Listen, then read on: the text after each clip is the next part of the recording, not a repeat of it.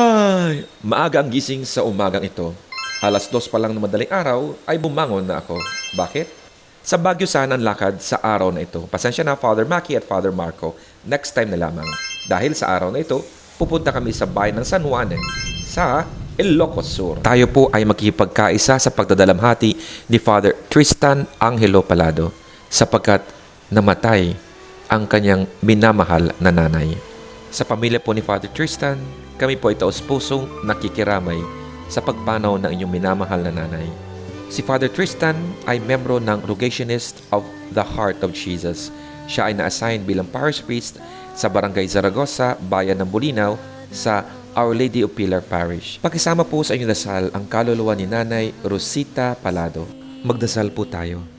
Eternal rest grant unto her, O Lord, and let your perpetual light shine upon her.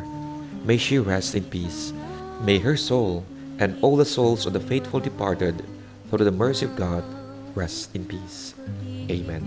In the name of the Father, and of the Son, and of the Holy Spirit. Maraming salamat po. At muli po, pakisama po si Nanay Rosita sa inyong mga dasal.